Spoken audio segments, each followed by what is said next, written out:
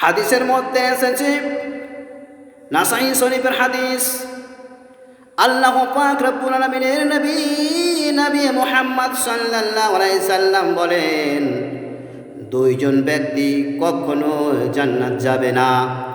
দুইজন ব্যক্তিকে আল্লাহ পাক রব্বুল আলামিন জান্নাত দেবেন না।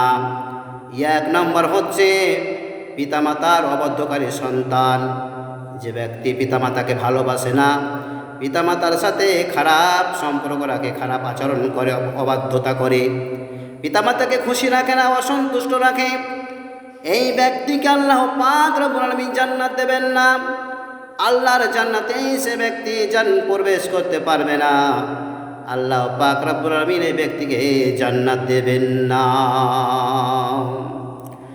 দুই নাম্বার হচ্ছে মদ পান করে। যে ব্যক্তি মদ পান করে, মদের নেশা করে, মদ পান অভ্যস্ত রয়েছে, এই ব্যক্তিকে আল্লাহ পাক রব্বুল আলামিন জান্নাত দেবেন না। আল্লাহর জান্নাতে প্রবেশ হতে পারবে না, আল্লাহ পাক রব্বুল আলামিন জান্নাত দেবেন না। শুধু তাই নয়, অন্য বর্ণনায় রয়েছে আল্লাহ পাক রব্বুল আলামিন নামে বলেন, সালাসাতুন কদ হারামাল্লাহু আলাইহিমুল জান্নাতু মুদমিনুল খামর ওয়ালা কুলি ওয়ালিদাইহি ওয়াদ-দায়ুস। আল্লাহ পাক রব্বুল আলামিনের নবী মুহাম্মদ সাল্লাল্লাহু আলাইহি সাল্লাম বলেন, তিন শ্রেণীর ব্যক্তি, তিনজন ব্যক্তির জন্য অবশ্যই জান্নাত হারাম। তিনজন ব্যক্তিকে জান্নাতে নিক্ষেপ করা হবে না, তাদেরকে জান্নাত দেওয়া হবে না, তাদের জন্য জান্নাত হারাম। এক নম্বর হচ্ছে মুদমিনুল খামর। যে ব্যক্তি মদ পান করে, মদের নেশা করে, মদ পানকারীকে আল্লাহ পাক রব্বুল আলামিন জান্নাত দেবে না, সে ব্যক্তির জন্য জান্নাত হারাম। দুই নম্বর হচ্ছে ওয়ালা কুলি ওয়ালিদাইহি।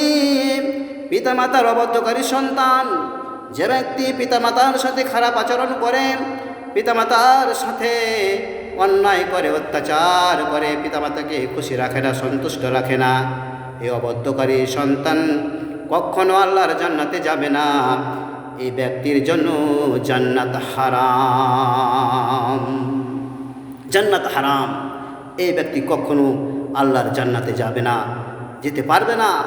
আল্লাহ পাক রব্বুল আলামিন কখনো জান্নাতে দেবেন না, এই ব্যক্তির জন্য জান্নাত হারাম। তিন নম্বর হচ্ছে দায়ুস। দায়ুস ওকে বলা হয়, এই ব্যক্তি হচ্ছে দায়ুস। সেই নিজের পরিবারকে, পরিবারের সদস্যদেরকে খারাপ আচরণ দেখে, খারাপ কাজে লিপ্ত দেখেও, খারাপ কাজ করতে দেখেও সে ব্যক্তি বাধা প্রদান করে না, বাধা দেয় না, সে নিষেধ করে না, এই ব্যক্তিকে দায়ুস বলা হয়। এই ব্যক্তি আল্লাহর জান্নাতে যেতে পারবে না, এই ব্যক্তির জন্য জান্নাত হারাম।